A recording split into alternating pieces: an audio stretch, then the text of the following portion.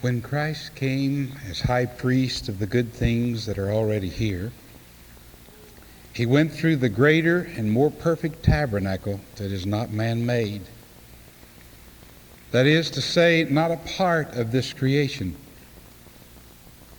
He did not enter by means of the blood of goats and calves, but he entered the most holy place once for all by his own blood, having obtained eternal redemption. The blood of goats and bulls and the ashes of a heifer sprinkled on those who are ceremonially unclean sanctify them so that they are outwardly clean. How much more, then, will the blood of Christ, who through the eternal Spirit offered himself unblemished to God, cleanse our consciences from acts that lead to death, so that we may serve the living God. The blood of Christ, a blood superior. Why? Why was it superior?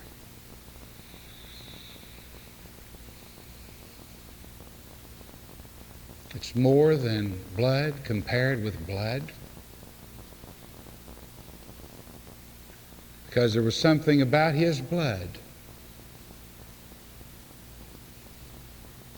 that made it superior and efficacious. Did something for us that we had longed for. Did a work within us that the prophets could only yearn for. And did something for God that he had planned for.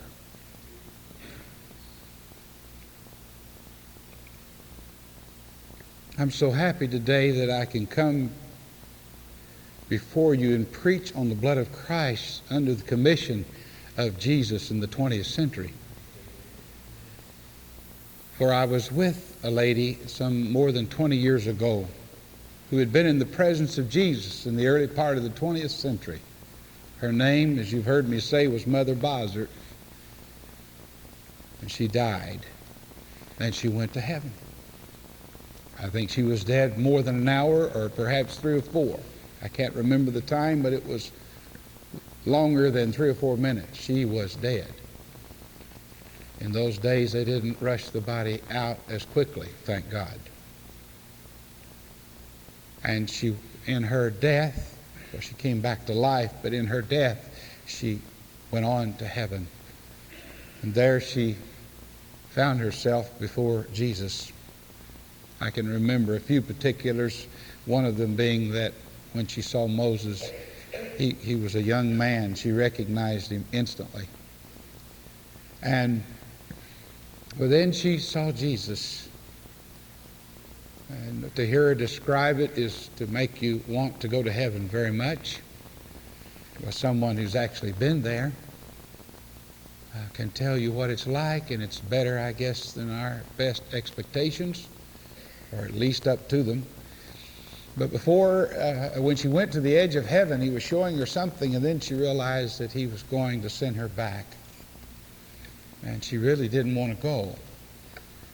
But before she went back, he said to her, I want you to go back, and I want you to tell my ministers that they're not making enough of my blood. And that was her commission. I remember that as she looked over the earth, she saw billions and billions and billions sliming, crawling black demons, so much so that she really could not see the earth. And only when the Lord parted with his hand, parted these clouds of demons, should she make her way down through this atmosphere that is the power of the prince of the air, that is controlled by the devil. That's over our heads and within us, unless we're protected by the blood, cleansed by the blood, and kept by the blood. All of this terrible evil is upon us. More manifest today in our society, it seems to me, than any time in history.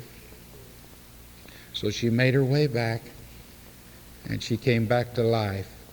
I remember also that she couldn't eat anything on this earth except the richest cream from a cow who had been dry, but upon her arrival suddenly was fresh.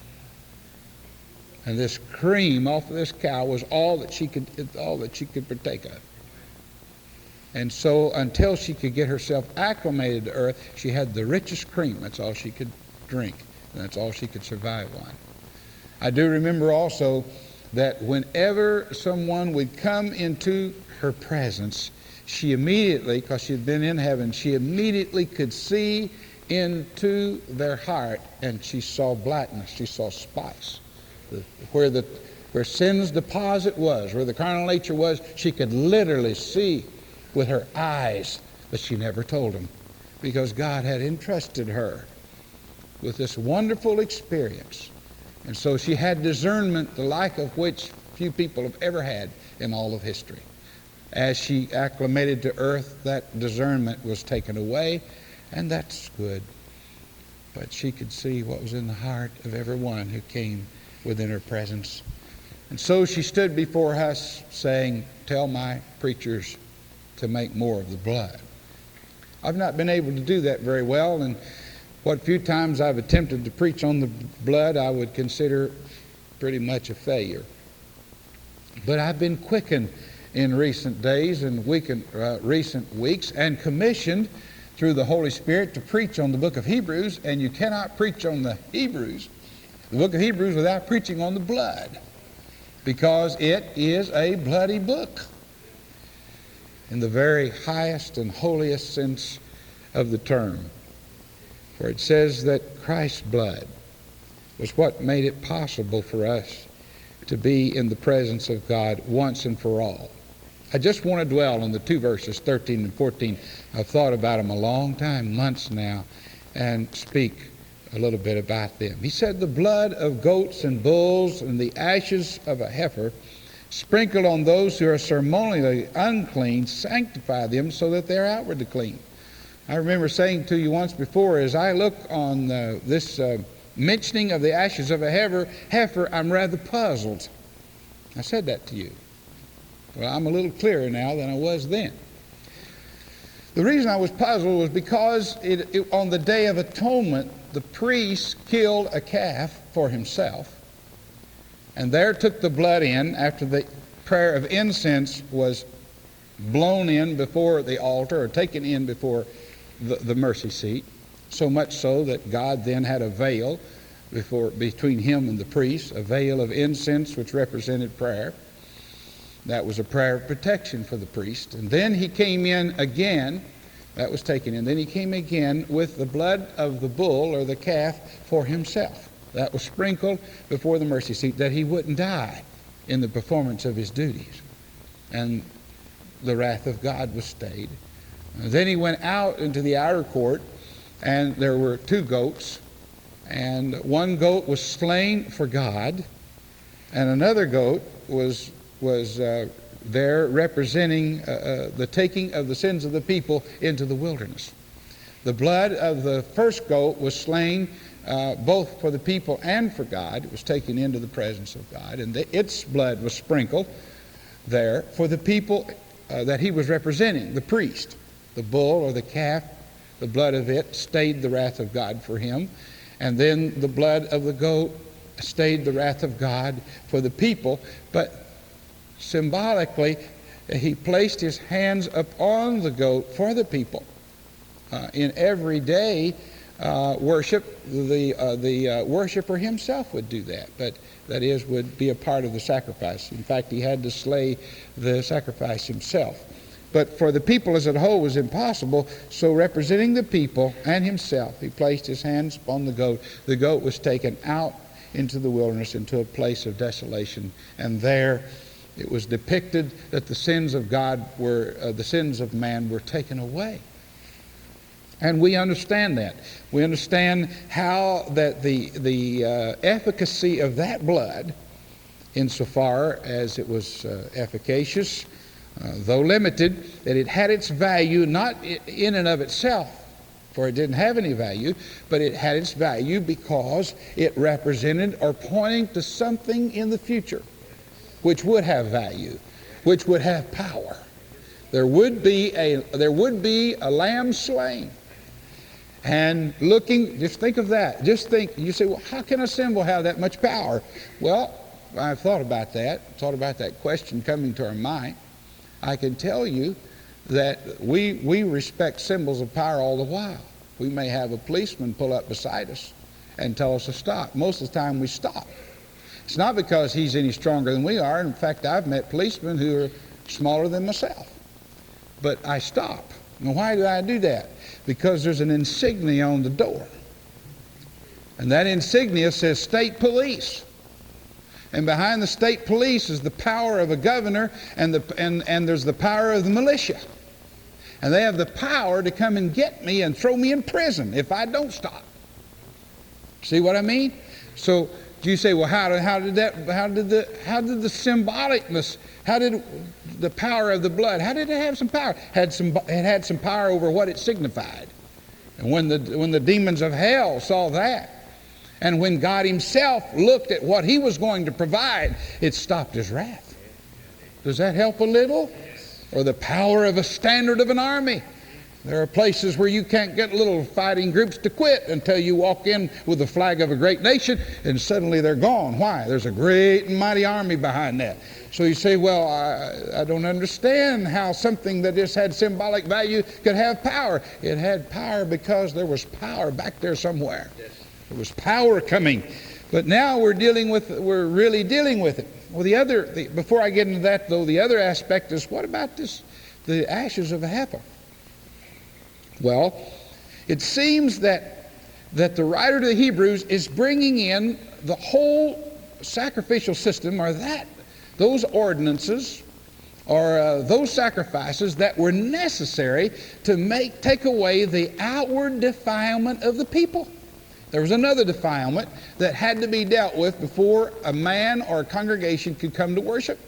And it resulted from walking in even to the tent of one who was dead, or even touching a bone of a dead animal or person. If he did that, or if he touched the body, all of those things would make him ceremonially impure, and if not dealt with, would involve being cut out of the congregation, perhaps even stoned to death. And that sounds severe, doesn't it? I'll offer an explanation for that in a minute. Now I want you to look at it. We're dealing with the blood of goats and bulls. That has to do with sin.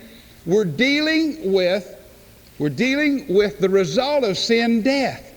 Anything tied up with defilement, you see, had to be dealt with. Sin results in death. So if you're involved in it, or you even come in contact with the results of it, something had to happen, because God is holy and he cannot let something defiled come into his presence. And so we have the whole, the writer to the Hebrews mentions the whole area that makes, or what was necessary, the legal ordinances that were necessary for a man to come in to worship God. In the case of the priest, right in on the Day of Atonement, directly into the Most Holy. But even to get around the tabernacle to worship God, you had to be cleansed. And it's quite a thing, because the priest, Eleazar, Aaron's son was told to go outside the camp in Numbers 19, and there they would slay the red heifer. They would slay all of it, and they would put in some hyssop, some cedar, and some scarlet wool. And there they would, in a clean place, put these ashes into a barrel, and when somebody came into contact with something dead, they had to be clean. It took them 7 days to do that. The priest himself would take the ashes, and then he would sprinkle it on the man who had become defiled the 3rd day, and then I think the 7th day he would sprinkle the ashes again. And it was so severe to come in contact with something dead that even the priest himself was unclean for that day, just having to touch the ashes. I say, what does that underscore? It underscores this, that God isn't going to allow defilement into his presence. Here's the way they sang it in our hymnody when I was small. Sin shall never enter there. Daddy, remember? Over and over again, one of the closing songs in the invitation time in our church, in our denomination, was, sin shall never enter there. And though the person who was unclean was not, the outward touch really was not the essence of uncleanness, yet it was the way that God taught us that defilement. See, the law was the schoolmaster that brought us to Christ. So He taught us the severity of defilement. He taught us the terribleness of sin, and He taught us the terribleness of being involved in its consequences.